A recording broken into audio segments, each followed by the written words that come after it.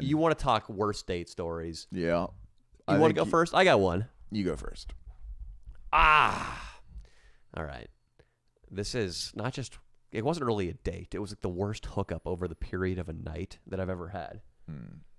I'm at Tommy Johnson's party. Tommy Johnson's house is where I used to go all the time when I was a lad. We've been talking a lot about the Middle Ages, like a medieval fortress. I've been to many house parties there. It is the best house for a house party. It's on the top of a hill in rural Orangevale on 4 acres of property.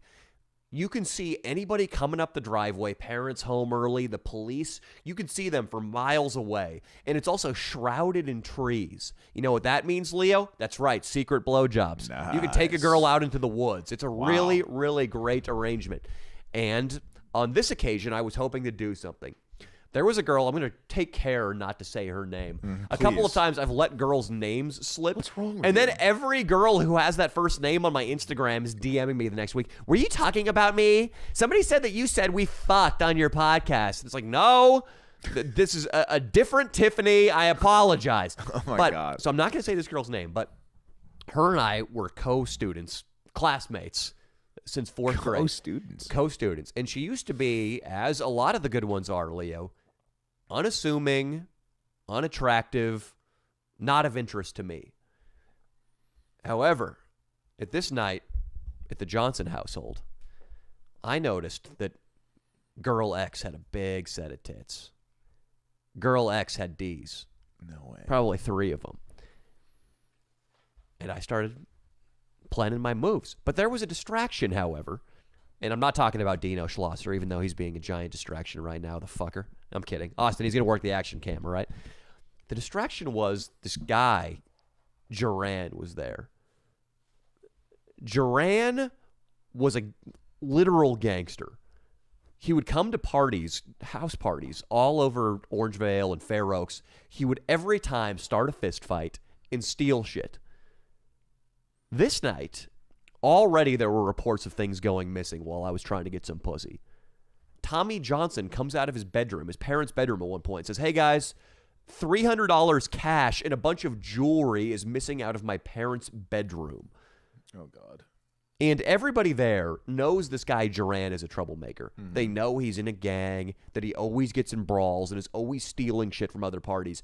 But he's been all night emptying large amounts of cocaine onto the coffee table and snorting them. Jesus. He's got like SS bolts tattooed on his fucking neck. He's got like an eagle clutching an M4 assault rifle on his forearm. Jesus. Like, this guy is terrifying. So nobody is going to call him and be like, hey, Duran, you mind emptying your pockets? Hey, Duran, can we go look through your car with a flashlight? Nobody's got the balls. But as the night progresses, like Clue or something, more and more shit goes missing. And more people have to play dumb about who's taking this stuff. Because it's not a gigantic party. It's probably a 20-person affair. What the fuck? Not long after this, my iPod goes missing from my fucking car. My iPod Mini. This guy's the best thief ever. Everybody knew it was him, though. We just didn't have the balls to do anything. But in one night, he kept like sneaking off and stealing shit. it was a come-up night for him. Wow. He got my iPod, which was loaded up with like Thrice's newest album. That's good shit. I had the Alchemy Index on. It was really good, Leo. But he didn't steal anything other than the iPod for me that I cared about until me and Girl X were on a porch swing down by the fire. She's saying something to Leo like, this is crazy, you and I down here. I feel like we always thought each other were attractive, but now we're here at Tommy's house. There's a fire and we're drinking. Leo, I've got my mitts around her boobies. I'm feeling these things up. At one point, she fucking pulls her shirt up and lets me suck her fucking triple D tits. That was so great. How old are you? I think I was 19. Yeah, around that age, sucking on some titties is one of the most amazing things in the world. Well, it gets old one day, but... And this girl, her pant size... 19. Her pant size was probably like a 3. And the only reason I know women's pant sizes is because I had to guess and buy Mia a pair of Lululemons for Christmas. Extra small. Dude, I fucking guessed a 6, and she was You're like an insulted. idiot. Well, dude, they said the mannequins were 6s, and the mannequins were like hot chick mannequins. All right, it wasn't an Old Navy mannequin.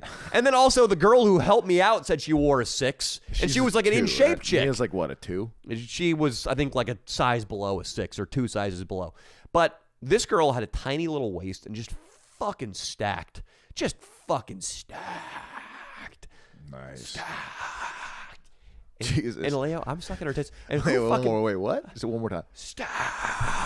I like the train, like The Doppler effect? I like that, yeah. Stacked. That's nice. Fucking who comes and saunters up and gets on the fucking swing with us? No. Duran. Just cock blocking? Just fucking puts his arm around her. He's like, hey, Danny, are we about to run a train on this hoe? This guy's terrible. This guy's a legend, dude. So he's like, and I'm a fucking afraid of this guy because, like, dude, this guy will stab, shoot. Like, this guy was a real gangster. So I'm like, yeah, Duran, but secretly I'm like, fuck, this is not gonna help me get titties. College boy is also at this party. You've met College Boy. Yeah. He was at my house. One of the favorites. I think Adam Fu is my favorite of your friends, but he's second place. College Boy's a legend. He's got a big dick. I lost my virginity with him. He still lives with his father, I'm pretty sure, even though he's like 31 years old now. College Boy's a fucking legend. But College Boy is so fucked up this night because he did some of Duran's cocaine. Oh, my God. So if we're keeping score here, I'm trying to fight off Duran without fighting him off so I can get this girl X's titties to myself. College Boy is over by the fire, just out of his mind on drugs. How do I know he's out of his mind? He is trying to take hits of the fire. He's got his face a foot from the flame, inhaling all of the wood smoke to try to get higher. That's the craziest thing I've ever heard. He's like, I want to smoke this fucking fire. Oh, he's going to pass out. And people are throwing, I mean, it's not as if somebody's dad is there with a pair of work gloves throwing in pieces of pine. There's a Bud Light box in there. I'm pretty sure somebody threw in like a Tamagotchi pet because I might be a little off. I might be a little off on things people had. Somebody might have thrown like a fucking cell phone in there. They're just like objects people are throwing in. Beer cans. Like beer cans. Like a girl probably threw her empty fucking Altoids container, Tic Tacs, birth control. Like it's just a fucking party fire. And the smoke was black from what I remember. And College Boy is just inhaling this shit. Next, College Boy smashes a bottle of tequila in the fire. It shatters glass everywhere. He takes a couple more hits of it after he does that. But then he decides he wants the bottle back. After it is shattered, he reaches into the fire and tries to pick up a shattered bottle of Captain Morgan. What? Well, he comes back up with his finger cut to bone. His bone is sticking out on his hand. And I remember his biggest concern at the time was he was like a wide receiver on the high school football team. He's like, I'm not going to get any touches this season. I'm going to go down on the depth chart. I can't play now. Because his bone's sticking out. Was he good? No, he was terrible. He just was there to get pussy after the games. I have to take him to the hospital. And so I'm trying to get pussy. I'm getting cock blocked by Duran, and now College Boy is making me take him to the fucking hospital. So I'm getting cock blocked two ways. I take him, but I negotiate, mind you. I'm very shrewd, even at age 19, that girl X comes with us to the hospital. Genius. Because I'm like, when he's in the fucking ER getting stitched up, I'm going to be sucking some areola. Nice, dude. Knuckles, Leo. Genius. So we take him to the hospital. We take him to Kaiser. He's still got his parents' health insurance. He goes right in. They're taking care of him. And I've got girl X in the seat of my, at the time, Honda Civic. I'm listening to some fucking Thrice, some Dustin Kensrue. I was into Thrice at the time. I still like that band. And I'm just sucking her titties to like fucking hardcore, like, yeah. Like just death metal. Like that's what I would try to seduce broads. Your little with. wee wee come out? No. My little wee wee was almost about to come out. But fucking, we decide, I forget why, but we decide to go in and check on him. Girl X is like, yeah, I'll totally fuck you, but let's just go make sure he's okay. It's like 4 a.m. at this time. We go in there, and a doctor comes out. He's like, are you Mr. Mullen? And are you Mrs. X? And we're like, yeah, while we're in the waiting room. He's like, the gentleman, Mr. Boy, has requested that girl X accompany him in the emergency room. And I'm like, no, what? No! And I'm like, what do you mean? And the doctor's like, yes, he said that only she can come in, and he wants her presence immediately. That motherfucker. So fucking College Boy, and the girl, to my They love taking care of people. to my whore, it's like, oh my God, that's so sad.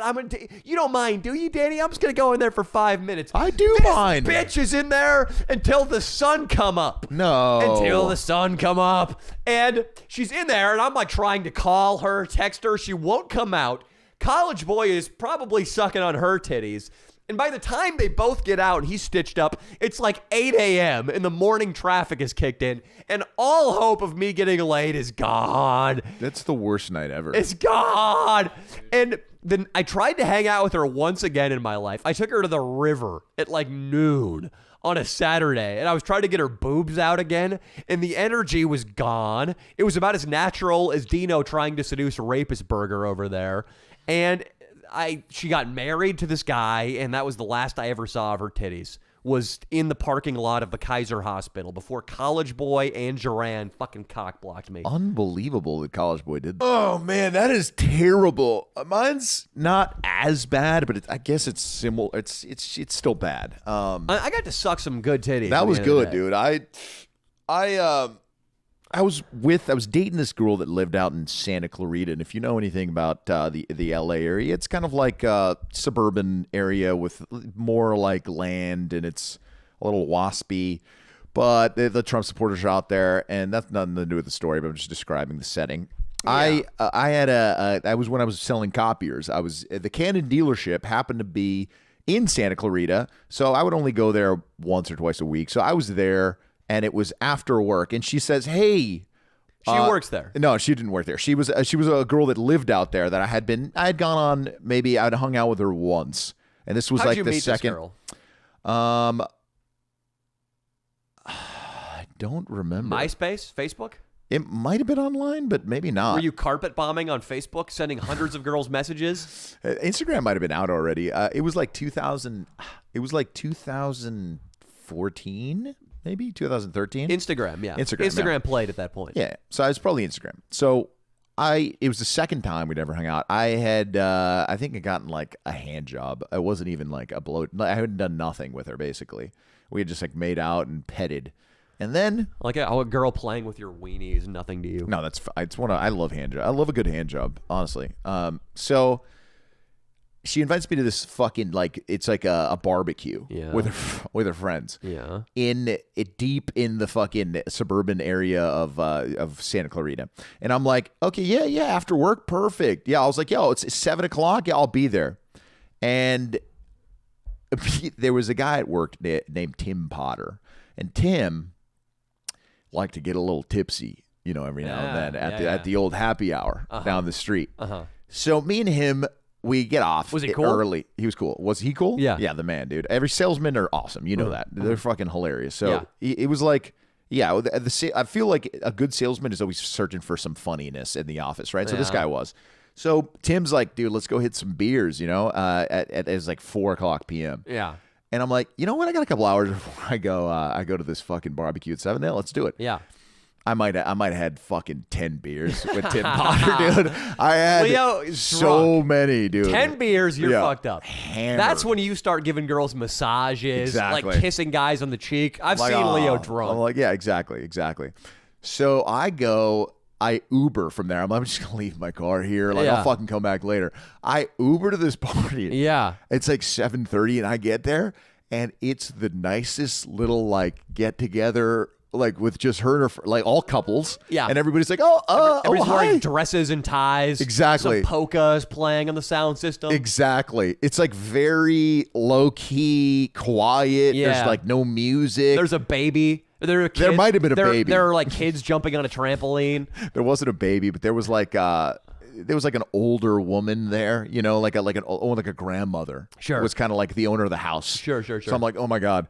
So I'm there, and then I get so fucking bored, right? So I try to get everybody to take shots, and everybody's like, oh no, we're good, we're good. But I poured 3 shots for the girls, right? And I'm like, they're about to take it, and 2 of them deny the shots. So I have my own shot, 2 shots, and then the girl that I was with took it. So I took a shot, and then there's 2 shots that hanging out there, and I'm just I'm bored, and I'm like, fuck it, dude, fuck it. I take the 2 shots. No. So you're up to 13 drinks. Yeah, roughly. Exactly. I'm completely hammered out of my mind, almost blacked out. I proceed to go to the bathroom. Yeah. And I barfed my fucking ass off. And it was, dude, the bathroom was right next to the kitchen. Right after the shots. Right after the shots. Yeah. I was like, I just want to end it. Yeah. And I'm like, it was one of those, like, it was bad. It was like, ugh. Yeah. And then over and over with the uhs. From deep in the stomach. Deep in the stomach. And remember, I told you there was no music. This was a quiet little get together. It was the kitchen was here, the bathroom was to the left of the kitchen, and the living room was to the left of the fucking bathroom. Yeah. So everyone heard. I'm in there for a while. Finally, I start to feel better. I'm like, thank God, I flush the toilet, clean up a little bit. I come outside, and she's just like this. Right outside the door. Yeah. And then everybody's kind of like crossed arms. Like everybody kind of like, I got to look from like the guys. For like, the listening audience, just crossed arms. Crossed armed. And I got to look from like the guys like holding their little wine glass. Like he's like a couple of the guys just kind of like looked over and like kind of didn't even really want to like engage. Guys with me. With sweaters tied around their neck. Exactly. Like just well-to-do. She goes, is it clean in there? And I was like, yeah, I cleaned up. Sorry, I threw up. I got a little too drunk. She goes, I think you should leave. Oh. I was like, I was like, all right. Well, it's just good seeing you. I'll text you later. And I left. Never saw her or spoke to her again. Wow. You probably, I just want to tell everybody, did something you don't recall that was worse than throwing up in the toilet, though. I might have just finger blasted some chick. I don't know. Probably the granny. I might have fucking got a blowjob or try to proposition the grandmother for a blowjob. Yeah, she was probably over there crocheting. Oh, yeah. And dude. you probably kept trying to do the move where everybody knows this move. It's a classic. Yeah. You put the quilt on your lap and you keep trying to get her to touch the quilt. You're like, what do you think about this sparrow right here? You think the beak could be a little longer? Feel it. It's tactile senses. Oh, yeah. Everybody knows that move. Mm-hmm. The old quilt and the granny. That's a great one. The quilt and the granny? You probably tried that. The funny thing is, she did hit me up when I got on the batch, and she put in her vlog that she had dated me. And her vlog? She had like a blog. Okay. The old school, like, it was like a website, basically. Yeah. I know blogs. She wrote about me on her blog and said nice things, which was actually kind of crazy. Huh. Even though she jerked you off and you threw up in her toilet. Yeah.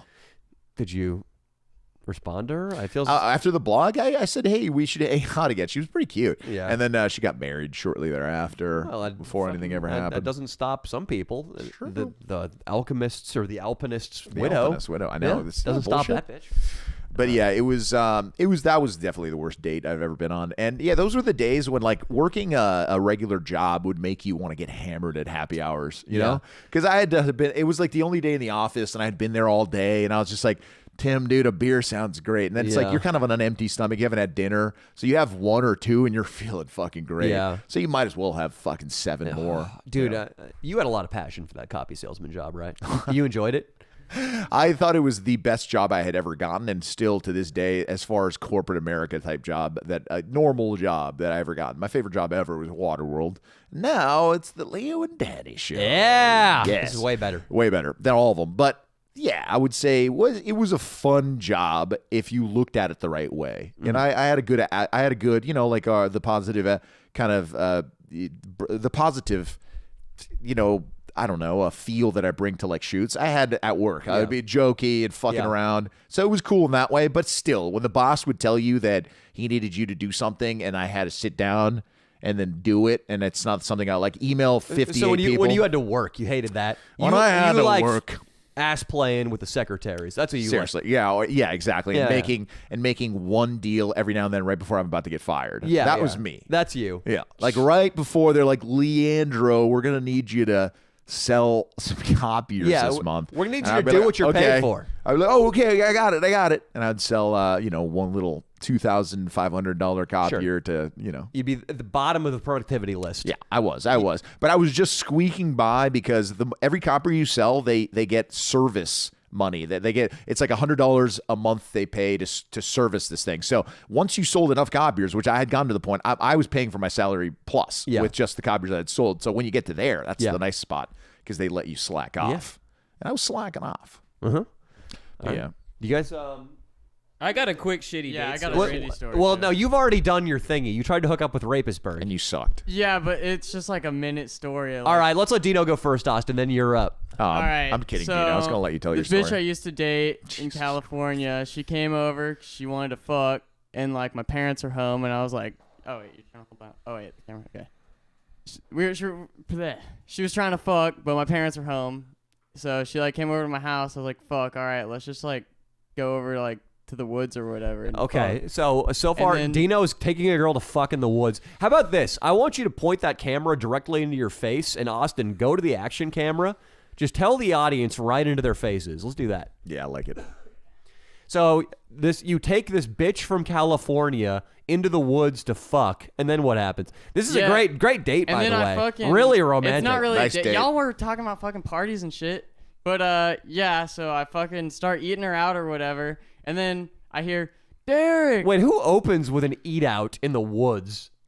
A psychopath. Well, I was fingering her. It took a bit. How did you- How Basically- was fingering her? Basically, I didn't Danny. start getting my dick sucked yet, and I was about to start getting my dick sucked. Had you already dug her And then I grave? hear, Derek, where are you? We need to work on the car. I was like, fucking damn it.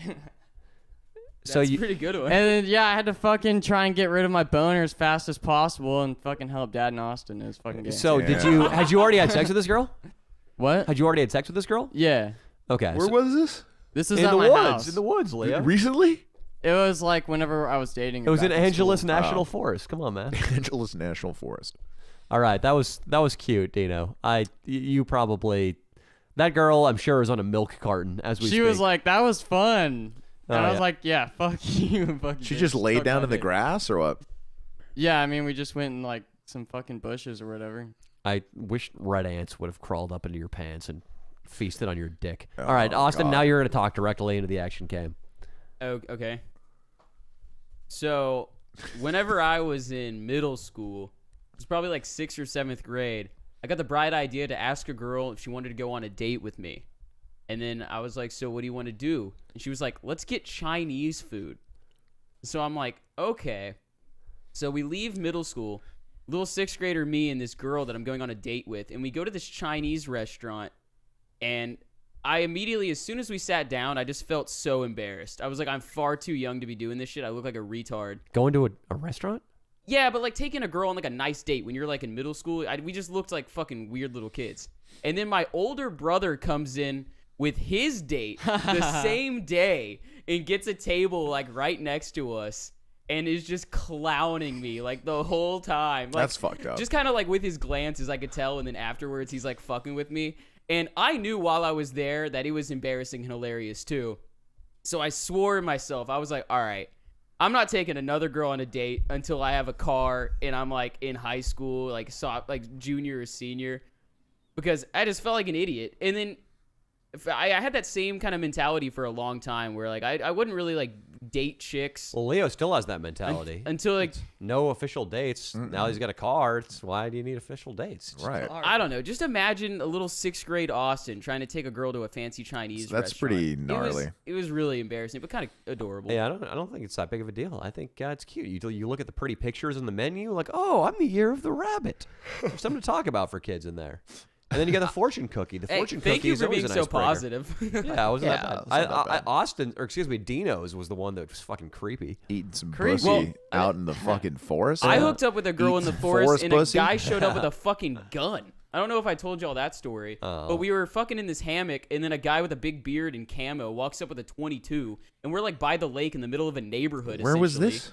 This was back when I lived in Texas. Jesus. And like in the middle of this subdivision is like a lake, and people go hammocking there. And at about 2:00 in the morning, when I'm hooking up with this chick as like a rebound from when I got dumped, this guy in camo and a beard walks up with a 22 rifle, like this grown ass man. He's like, "Yeah, I just like to come out here sometime and shoot my gun a little. I know you're not supposed to be doing hunting out here, but I just do it." And I thought I was gonna fucking die. But then he started showing me pictures of He apparently was a professional bass fisherman. And he was showing me pictures of him and his son like catching bass. And I'm just like, why the fuck are you walking up to kids in the woods with a rifle at Plausible 2:00 in the deniability. morning? You can watch kids fuck, but then you're not a creep because you're not wearing a trench coat. You got camo on. It's true. And then he went Fucked your off girlfriend into the woods. without consent. Jesus. And then that girl told me she was a witch. And I think that's what it was. It was a sign from God. He was like, you're fucking up, bro. That is I'm speechless. Having sex with a witch, so he sent a mysterious woodsman with a gun. You should have. If there was a lake by the hammock, right? Yeah, we were right in front of the You lake. should have seen if she floated. She probably wouldn't have. Whatever. All right. Or no. Yeah, witches Whoa. float, right? I don't know. Did that just open? Maybe that was the witch. Fuck witches, powers. get money. Fuck witches get money? Yeah.